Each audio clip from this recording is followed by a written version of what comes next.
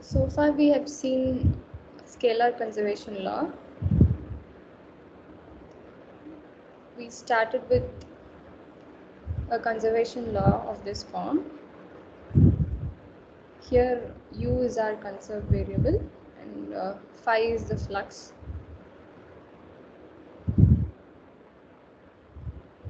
So for this conservation law, we saw classical solution. That is any solution that satisfies this PDE and the initial condition, along with existence of continuity of derivatives.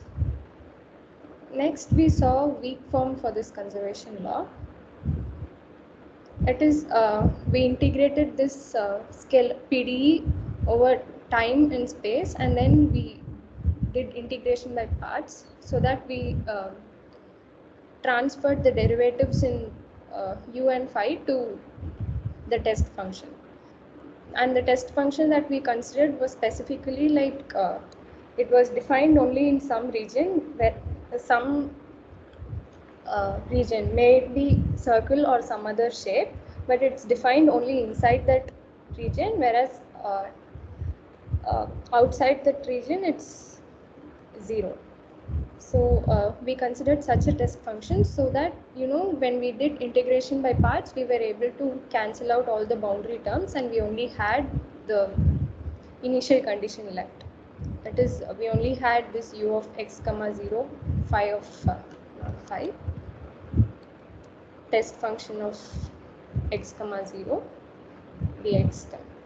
We only had such an form. We removed all infinite terms like u of x comma infinity and u of minus infinity comma t, u of infinity comma t. All of these were cancelled because we took t such that minus infinity comma t of minus infinity comma t of infinity comma t, and t of x comma infinity. All of these were 0 because of the form we took. So,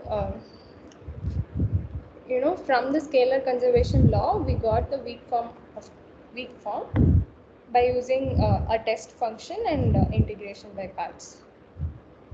We specifically used test function of some form and we did integration by parts over that. And we saw weak solutions, that is any solution that satisfies the weak form for any test function possible is known as weak solution. And then we saw entropy solutions, that is because all classical solutions are weak solutions, but not all weak solutions are classical solutions. So and also not all weak solutions are physically relevant. That is, they are not physical solutions necessarily. So, we constructed some entropy condition to verify whether a weak solution is really physically relevant or not. So, all weak solutions that satisfy the entropy condition become the entropy solutions. So, we saw these things for scalar conservation law. Then we saw system of conservation law, wherein, this u and phi were no more scalars, they were vectors. So, we had dou u vector by dou t plus some dou by dou x f of u vector. F is also a scalar vector. So, we saw such a conservation law. This is known as the system of conservation laws. So for this, we saw when this will be hyperbolic last class, and also we saw an example of inviscid Euler's equations, that is 1D inviscid Euler's equations.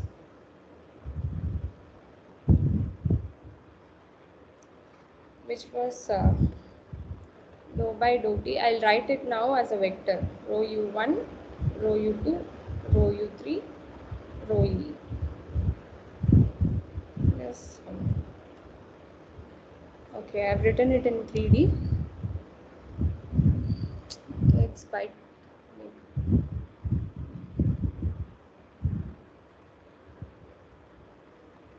let me just now write 1D Euler's equation.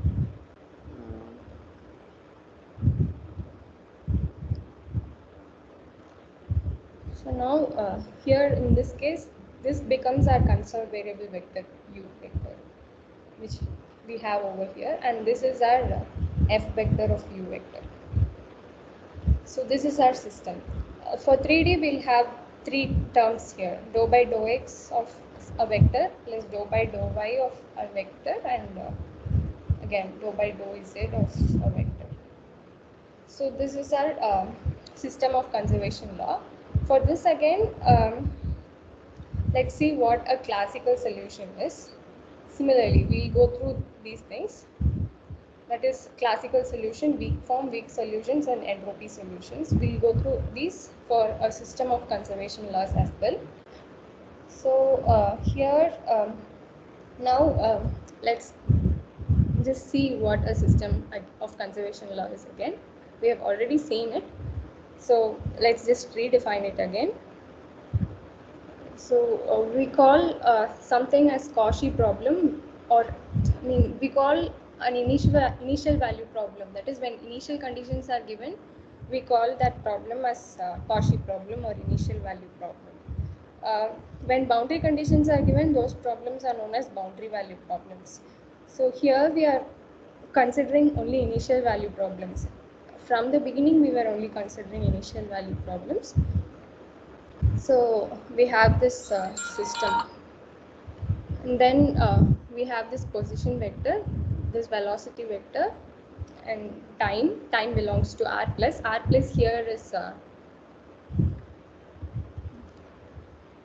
this is actually 0, infinity, and then u vector belongs to Rp, because you know the dimension of this u vector is has some components, right? For for 1D Euler equations, P equals 3, whereas for 3D Euler's equations, where we'll have rho u2, rho u3 as well, here P will be 5 for 3D Euler's equations. So that is what P is. So Rp here means like how R3 is in 3 dimensions, Rp is in 3 dimensions. And so x vector belongs to Rd, which is the dimension of the space. Then f vector also belongs to Rp, the same as u vector. U vector need not necessarily belong to whole Rp; it belongs to some subset of Rp, which we call as omega.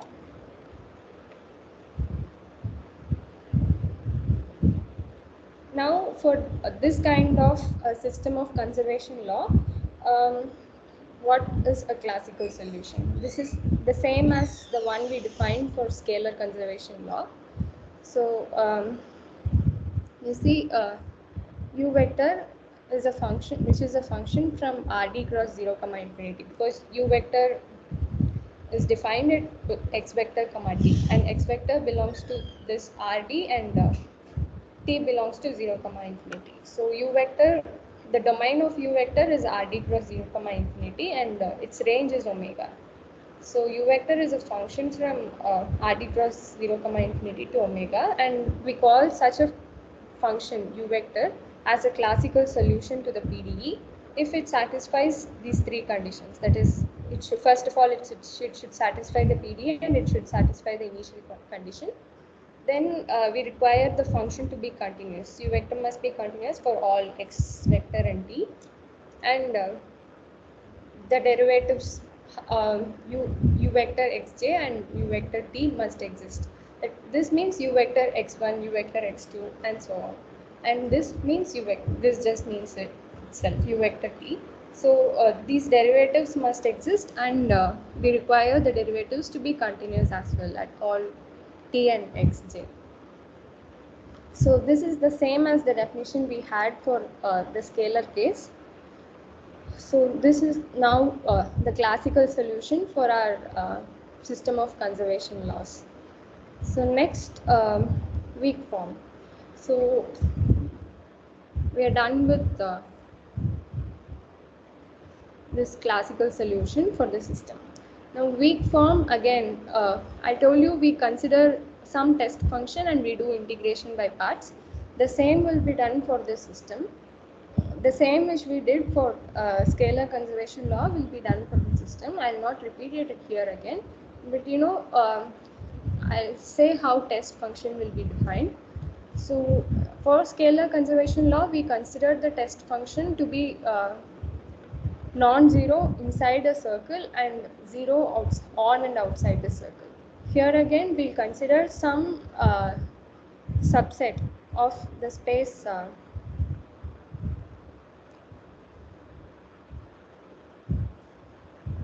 Rd cross 0 comma infinity. There uh, we considered x and t, but here x is multidimensional. So for scalar case, we considered just x and t.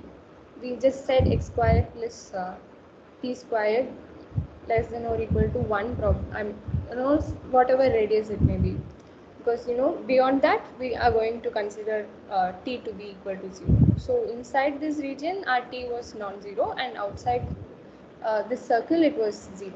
Similarly, here we consider some subset of Rd cross 0 comma infinity. Let's just call it some var theta. Then this subset, so we now say that the test function is defined is non-zero in this subset and 0 on and outside this subset. So this is how we define test function in this case for weak form. Again, we do integration by parts. For each dimension, we do integration by parts. There we did over x and we did over.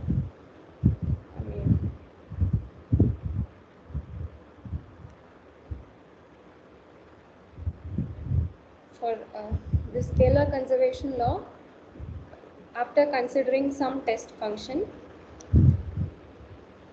we considered the PDE and we integrated it. Then we considered such a form. We considered this integral law, and then we applied it over each of these integrals to get these new integrals. That is this one and this one. So we did integration by parts to transfer the derivatives in u to the derivatives in t. So that is what we actually did while doing integration by parts. So that should be done again here for each of the equations. Here we had only one equation, that is the scalar equation. Here this integration by parts must be done for each of the equations in the system. So that way we then get the weak form of the system of conservation law. Then weak solution here again is defined as anything that any solution that satisfies the weak form for any test function that we have taken is known as the weak solution for the system. So now, but for the scalar case, we actually define the entropy condition in some crude way, geometrically. Here we'll try to define the entropy first in a very formal way, and then we'll see what the entropy condition comes out to be from the definition of entropy. So today we'll see what entropy function is. So any doubts?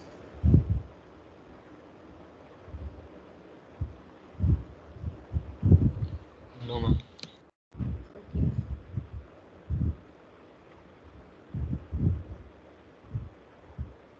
So if you notice the physical equations, that is Navier-Stokes equations, we have conservation of mass, momentum, and energy. So and also there we have the entropy defined, and we have an additional conservation law or entropy. We either have entropy conservation law or entropy inequality. So for in the physical case, there exists some function rho s that satisfies some extra conservation law. you know,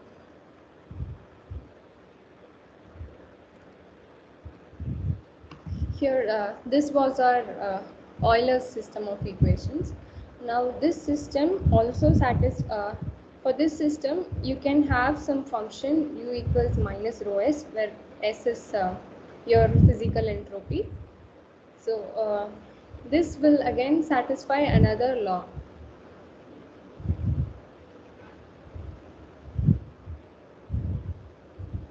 So uh, along with these three conservation laws, you will have an additional conservation law for entropy. So that is what I am trying to look up for a general system of conservation laws.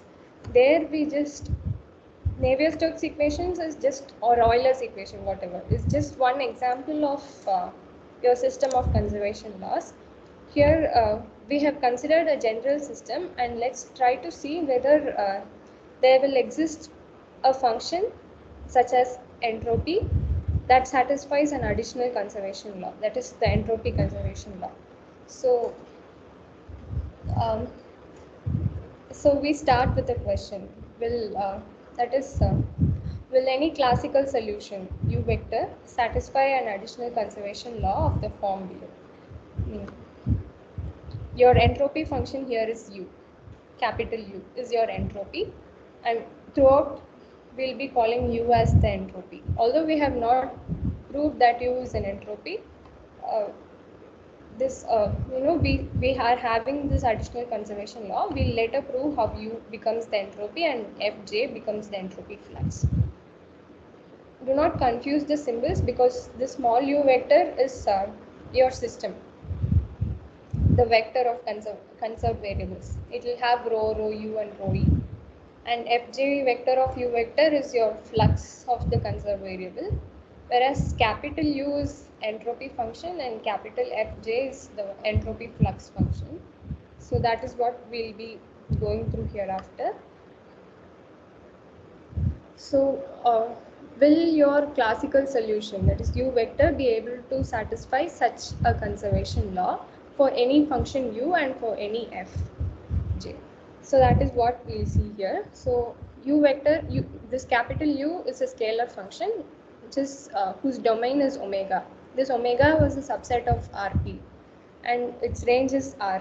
That is, so U is a scalar valued function because its range is only R. Similarly, Fj is also a scalar valued function. It's also from omega into R. If you look at your Euler's equations again, your rho s and rho us are scalars. So they are all these entropy and entropy fluxes are assumed to be scalars, and we take them to be sufficiently smooth. That is, throughout the derivation, if we require the derivatives and continuity of the derivatives of u and f, we say that it exists. I mean, sufficiently smooth. To how much of a limit we require the existence and continuity of derivatives, we'll have them for u and f. So that is why we call them as, we just assume that they are sufficiently smooth because we'll be able to proceed with the derivations. So if we ask whether it exists or not, yes, it exists, provided a condition is satisfied, and that condition is u prime of u vector dot producted with fj prime of u vector equals capital Fj. This is entropy flux. This is flux of the conserved variable vector in your system.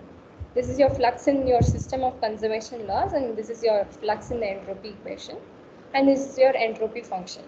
So u vector, so u is differentiated with respect to u vector, so u prime of u vector becomes a vector, and you have p components because u vector has p components, right? U1 up to up. So you differentiate this scalar function u with respect to all p components, and so that becomes a vector. And similarly, fj prime of u, here fj vector itself is a vector, and u vector is also a vector. Fj vector is, if you notice, j corresponds to the dimensions, because we have summation of many dimensions. J runs from 1 to d, and d is your dimension of the position space. For 3D, D will be 3. For 1D Euler's equation, D will be just 1. So Fj just here is I use the suffix j only to identify which flux it is. So F vector Fj, this Fj vector is going to be a vector, and U vector is also going to be a vector, and each of them have p components. So what you do is you differentiate each of the components with respect to u1, u2 up to up. So this is like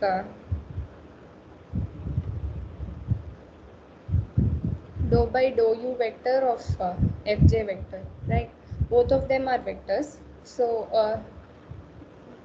here the first row corresponds to differentiating just the first component of f. F has p components, f1 up to fp. So the first row here corresponds to differentiating this first component f1 with respect to all of all of the components of u, that is u1 up to up. So here we have differentiated f1 with respect to each and every component of u. Similarly, here we have differentiated f2 with respect to each and every component of u. So this is your fj prime of u vector. This is a matrix. Whereas this one fj, this fj is a scalar, and u vector is a that is a vector, and you have p components in u vector. Similarly, similar to what you did for u prime of u vector, your fj prime of u vector turns out to be, because fj is a scalar and u vector is a vector, and you differentiate fj with respect to each and every component of u, and that becomes your fj prime of u vector. So if such a condition gets satisfied, that is, if you multiply u prime of this vector with this matrix, you must get this vector. So that is what this condition says. If such a condition gets satisfied, then for your classical solution u vector, you will have this conservation law. That is what I am claiming. So I'll be showing it next. So one is your system of conservation law. That is your first equation. So you are multiplying that one by u prime of u vector. So just multiplying it from the front. So and this one dou by dou xj of fj prime of fj of u vector can be split into dou by dou u vector of fj prime of u vector fj, that is by chain rule you just split dou by dou xj of fj as dou by dou u vector of fj into dou u vector by dou xj. So you just take u prime of u vector inside, then you get such an equation. Now again by chain rule, if you this is an chain, you apply chain rule to this, you will get this. So similarly for this, apply chain rule to this, you'll get this. So this is your entropy conservation law. Just to the system of conservation law, if you multiply u prime of u vector, you will get the entropy conservation law, provided this condition is satisfied. Because you know here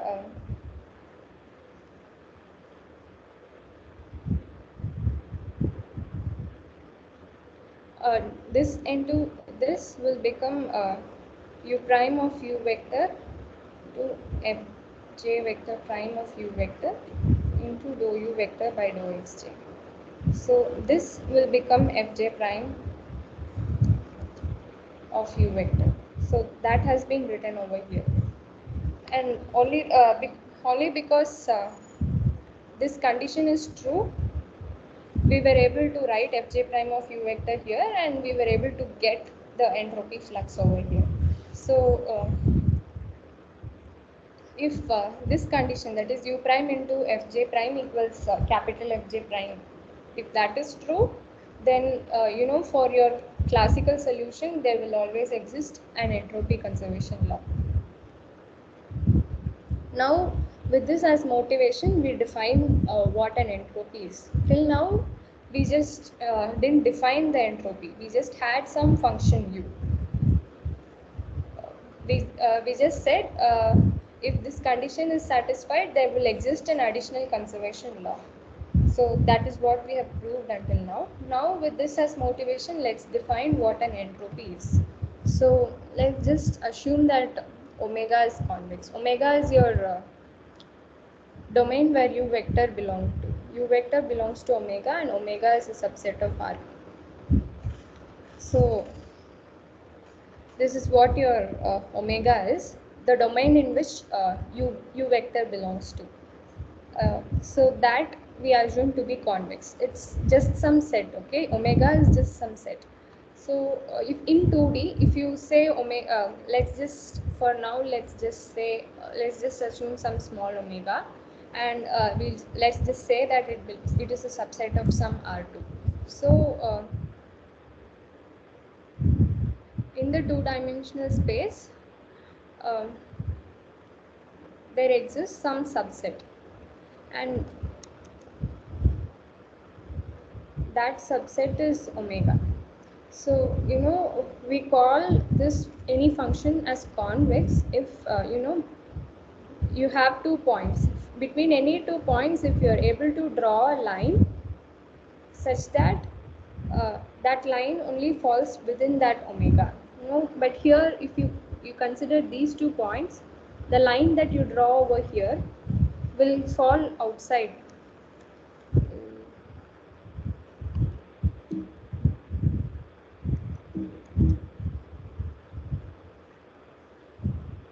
Okay. Now let me just consider a circle, this kind of a shape first, where you have 2 points, and any line that you draw, I mean, you can only draw one line through 2 points. So that line should, all points in that line should belong to omega. That is, this line has now infinitely many points, and all those infinitely many points should belong to omega. However, if your omega was something like this, now if you consider these 2 points and if you draw a line between these 2 points, there are some points in this line that do not belong to this set. So such kind of a set is not convex.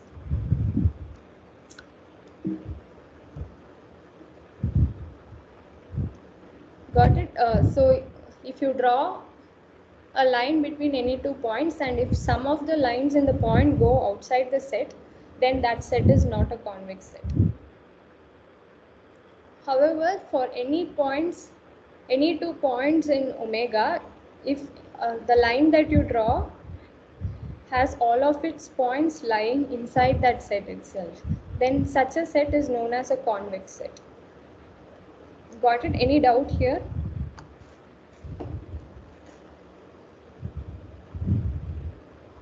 Any doubt? No, got it. Okay. So that is your convex set. Now convex function. So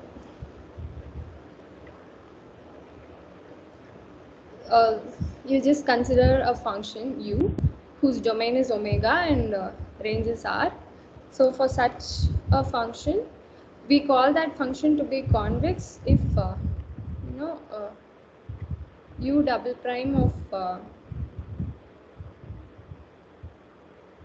u vector is positive semi-definite.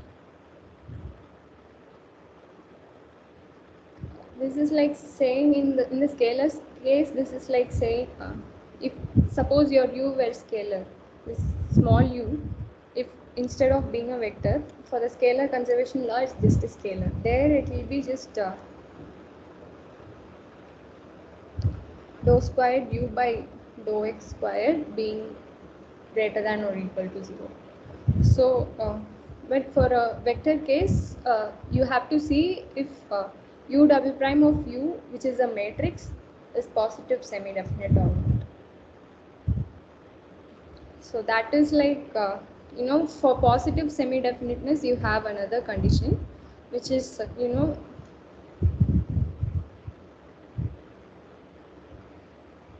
now u double prime is defined in this is a P cross P matrix, because U vector has P components. So when you differentiate this twice, you will get a P cross P matrix. So now let's consider any vector in Rp. Call that vector W belonging to Rp. If W transpose dot U double prime of U vector dot W, if this is greater than or equal to 0, like for any vector you take in Rp except non-zero vector. So if that is any random vector that you take in Rp, if it satisfies this condition, then you say that your U double prime of U is positive semi-definite. So that is, if U double prime of U is positive semi-definite, then you call U as convex. A function U is convex if U double prime of U vector is positive semi-definite. So that is it. So we call a convex function as an entropy function. We'll see why this requirement of convex function is necessary probably by the end of this class or in tomorrow's class. So for now, let's just say that U is convex. So for any convex function is an entropy for the system of conservation laws if there exist D functions Fj. That is, for a function U, if it has some J functions Fj which can serve as entropy fluxes, such that this 4 was this condition: U prime dot Fj prime equals capital Fj prime. So because if 4 holds, there will for sure exist an additional conservation law. So you define entropy as some function, some convex function U, which has some D functions that satisfy your U prime F prime equals capital F prime. If that condition is satisfied, then U is your entropy function. So this is how you define entropy. That you just take some function, then it must have some D functions that will satisfy some property, which is this 4. So until now we have defined entropy only with regard to classical solutions. That is, we started with a classical solution. That is, we asked a question whether any classical solution will satisfy an additional conservation law, and then we did this dot product with respect to the PD, not to the weak form. So all of this has been done with regard to the classical solution.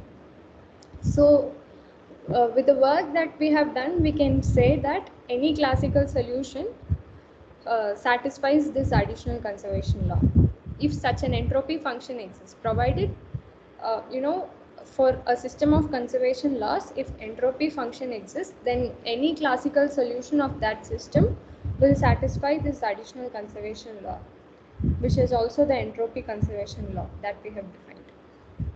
But it's not true in general for any weak solution, because weak solution only satisfies the weak form and not the PDE itself.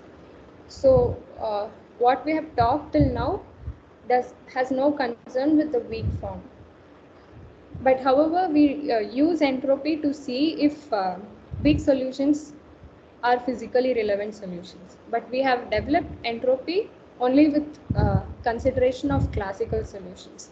We'll further say how this definition of entropy will help us in saying whether a weak solution is physically relevant or not. For now, we have only dealt with classical solutions. So, yes. Next, there's another question. Can we find entropy functions for any nonlinear system of conservation laws? Or does there always exist an entropy function for a nonlinear system of conservation laws? So to answer that, let's just first consider the scalar case where p equals 1. It is your, this is like our scalar conservation law, dou u by dou t plus dou phi by dou x. We can have multi dimensions as well. Let's put a j here, j equals 1 to d. So now this is a multi-dimensional scalar conservation law.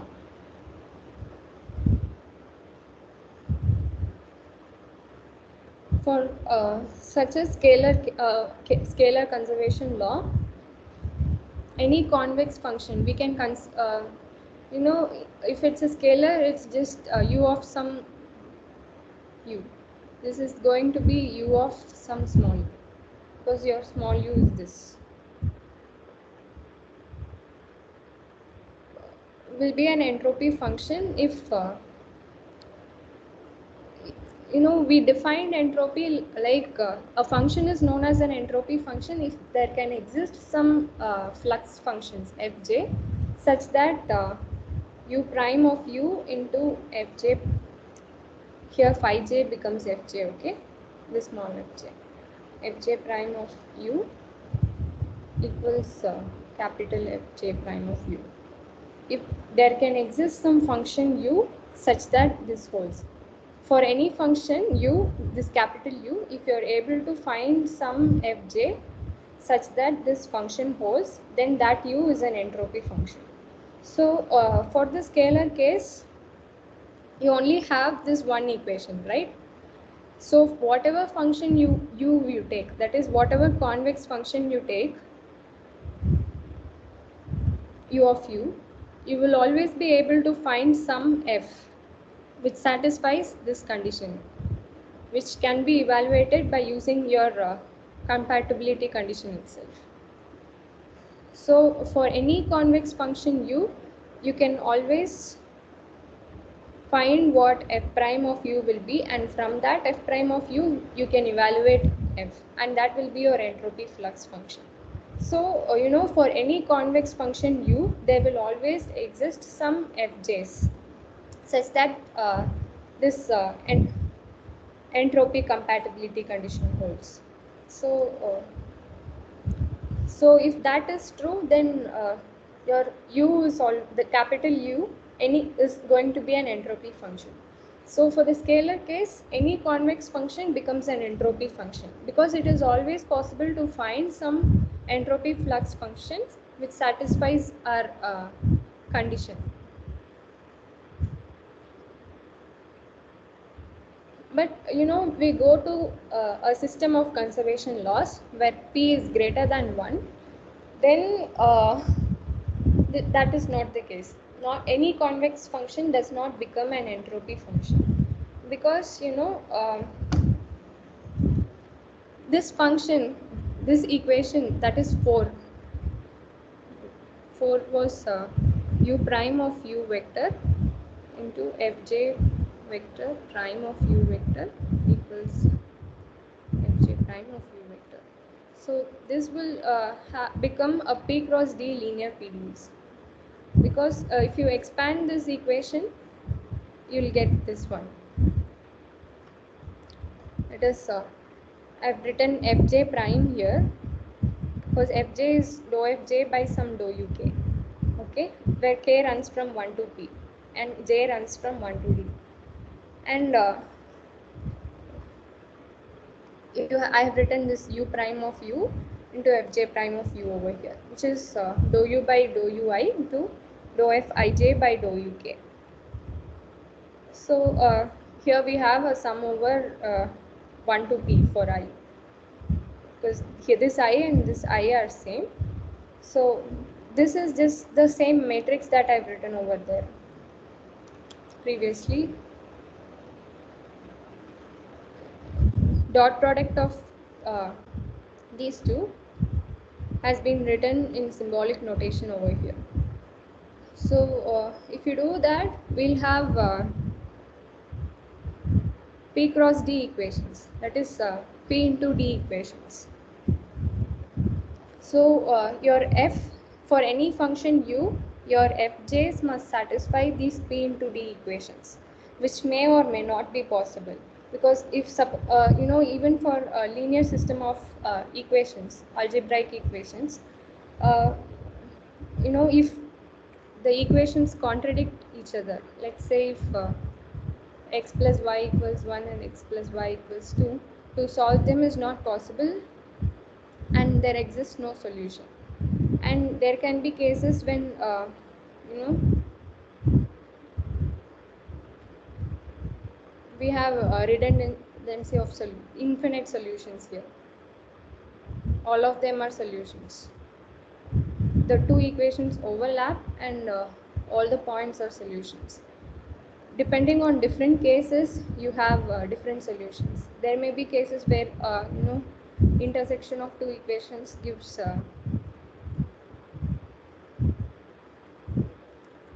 now these two will have a unique solution. So there are three different possibilities even for a simple system of equations. Here, we have PDE, which and their number is P into D. We have P into D number of equations, and based on how compatible they are, there may exist some solution, there may not exist any solution, and we may have multiple solutions. Anything is possible.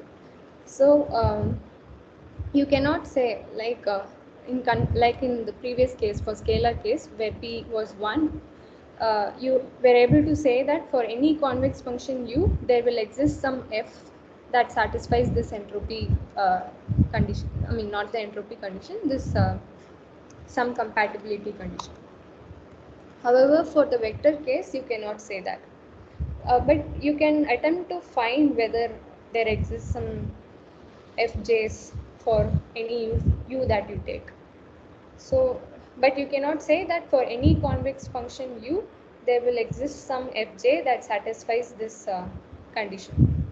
So, not all convex functions are entropy functions for a system of conservation laws when p is greater than 1. But when p equals 1, all convex functions are entropy functions. Any doubts here?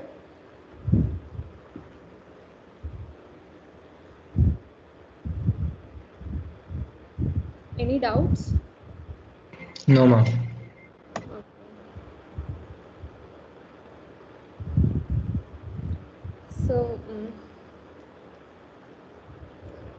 So, now we have seen that entropy functions may or may not exist. So existence of entropy functions itself is a special property for a system of conservation laws. So, but still in practical examples derived from physics or mechanics like Euler's equations, Navier-Stokes equations, and other physical equations, we are able to derive entropy functions that have physical meaning. Now, let's go on to an example of symmetric systems of conservation laws. Here,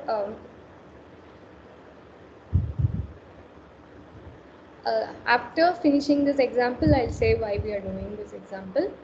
So, for one, which is our one was our system of conservation laws. Let's just assume that these P cross P matrices, Fj prime of U. So for all j, that is, we had Fj vector of U are flux vectors in j directions. That is, for j equals 1 to d, we'll have d vectors, Fj vectors, dFj vectors. So differentiating these Fj vectors with respect to U vector, we get matrices. So let's just assume that those matrices are symmetric. These are nothing but this matrix that I showed you earlier. So in that case, this is your symbolic notation for saying that this is true. That is, Aj equals Fj prime of U are symmetric. So Fj, when Fj prime of U are symmetric, so you have, it's just say F1j, F2j up to F3j, and you differentiate this with dou of u1, u2 up to up. This is just a vector. So in that case, we had dou f1j by dou u1, and it goes up till dou f1j by dou up. Similarly here, dou fpj by dou u1, dou fpj by dou up. So this was your matrix.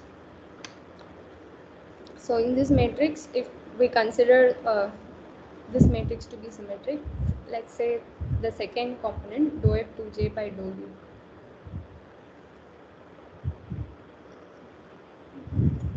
The component over here is dou f1j by dou u2, and the one over here is dou f2j by dou u1.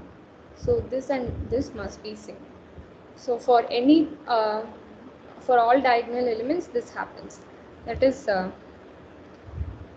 dou f1 here, the one over here comes to the derivative part here, and u2, which is here, goes to f2. That is they just interchange. So symbolically, what you write is dou f kj by dou ui equals dou f ij by dou uk. Here k and I interchange. So and here I and k goes from 1 to p, because in the matrix I and k goes from 1 to p. So if you look at this equation carefully, this will assure the existence of a function g, j of u, such that this holds. I'll say why. Now let's just differentiate this equation with respect to u. So in that case, we'll have dou fij by dou uk. However, we know that dou fij by dou uk is also equal to dou f kj by dou ui, which is actually differentiation of dou by dou uj of dou gj by dou uk. So but this one is differentiation of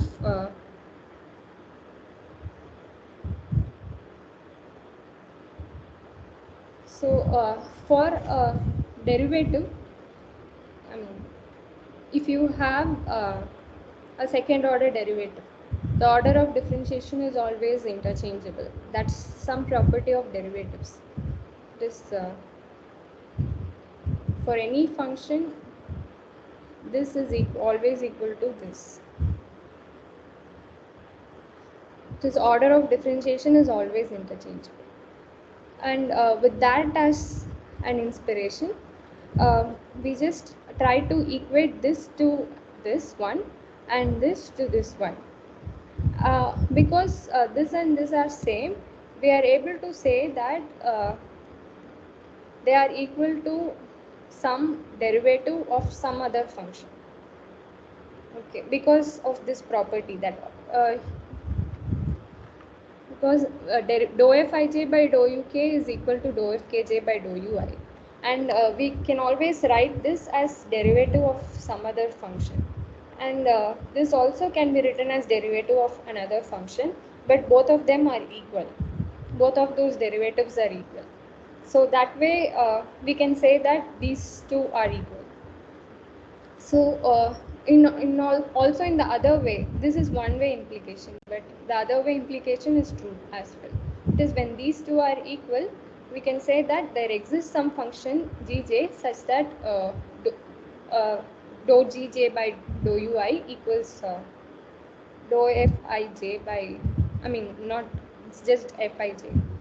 We can assure the existence of function g such that dou fj by dou ui equals fij because of this thing. This derivative and these two are equal, and they can be equated to another derivative, each of them, and those two derivatives are equal, and that assures the existence of equality, that assures the equality of these two quantities. So any doubts here?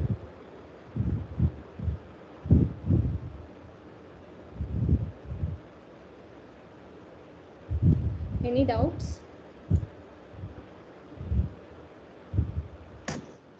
No, ma'am. Okay. So when your matrices are symmetric, you can say that there exists some function Gj of u such that Fij equals dou Gj by dou ui. Now, with that knowledge, we'll proceed further. Let's just say that u of u vector, which is half of summation ui squared, where I runs from 1 to b, is an entropy function for your symmetric system. You have considered some symmetric system and you're saying that this is an entropy function. I'm claiming that. I'll try to prove it further. And also I'm saying that the entropy fluxes associated with this entropy function is this one.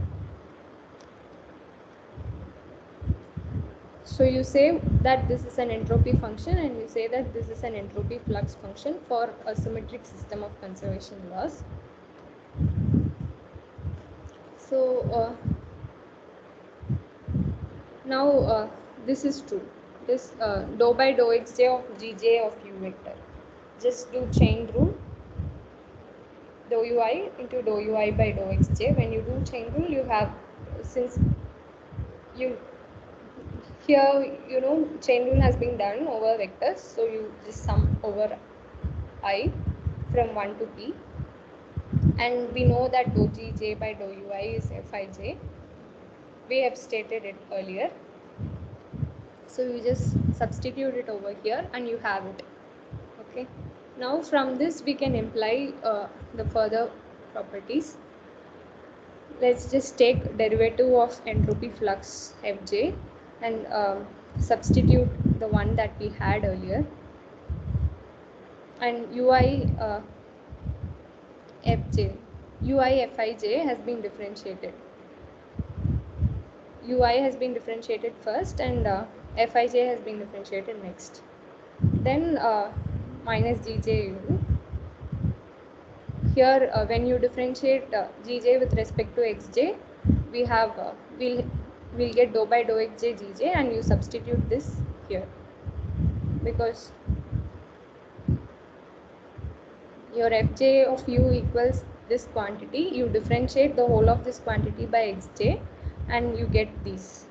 Okay, so now this and this gets cancelled, so the remaining term is only this.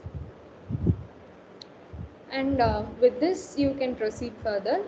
Let's just write this entropy conservation form, that is dou by dou t u plus summation dou by dou xj fj from j1 to d. So you've written this left hand side of entropy conservation law. So let's just see whether this is equal to 0. That is, let's just see whether the entropy conservation law is satisfied or not. So it does get satisfied because you substitute u here, your the entropy function that you assumed, and you differentiate this with respect to dou t. You will get 2 ui dou ui by dou t, right? So 1 by 2 into 2 will get cancelled and you will have ui dou ui by dou t remaining, plus you substitute this quantity that you evaluated over here. So you have ui dou by dou xj of fij of u. So now this is your taking just ui outside. Ui is common over here, so taking it outside, you will have this remaining, and this is your system of conservation laws. I mean, your system was this one, right? Dou u vector by dou t plus summation j equals 1 to d dou by dou xj fj vector of u vector equals 0 vector. So you have multiple equations in this system, u1 up to up, plus summation j equals 1 to d dou by dou xj of you have again multiple equations, f1 up to fp equals, and this is 0 everywhere. So each of these equations are over here. When you write dou ui by dou t plus sum over j equals 1 to d dou by dou xj fij, I is this represents the ith equation over here. From this vector equation, if you take the ith equation, that equation is this one. So that is also equal to 0. So this is equal to 0 from your system of conservation laws, and so this becomes 0. So so your left hand side of entropy conservation law equals 0. So your entropy conservation law is satisfied. So when we started with the fj primes being symmetric, we were able to say that some entropy function exists, and corresponding to that entropy function, some entropy flux functions exist, and these entropy and entropy flux functions do satisfy the entropy conservation law. So if your system of conservation law is such that the fj primes are symmetric, then we can say that there will exist an entropy function for sure, and that entropy function is this one, half into summation of I equals 1 to p ui squared. So now, just for a symmetric system of conservation law, we just said that there always exists an entropy function. It's quite easy to show that it exists. Next, we'll proceed further to say when the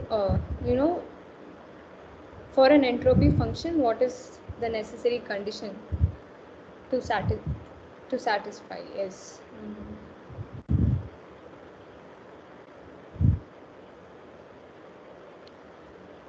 Can we proceed, or shall we take it tomorrow?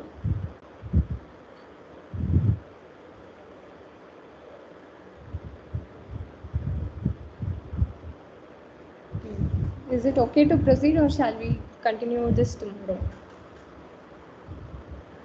I think if we start, it will take quite some time.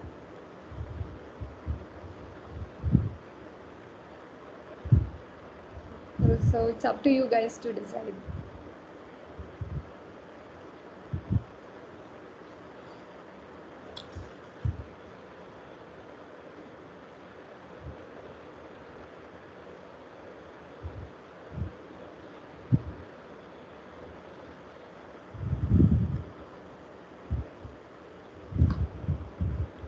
Am I audible? Yes, ma'am. I think we can stop here. Okay, fine. So yeah, let's stop here. We'll come back tomorrow again. Ma'am, can there be any other time possible tomorrow? Because I guess three of us from here have a meeting at 11. Okay. Uh, Yeah, we uh, can have it at some other time. and ma'am, we won't be sure like when it'll get over, so we'll have to text you. So can we have Uh, it earlier or later? uh, 10 is fine, like for me, but I'm not sure. Okay, is 10 okay for you all? Yes, ma'am. Anytime earlier is okay. Okay. Yeah. Yes, ma'am. So we'll have at 10 tomorrow. So any doubts up till this?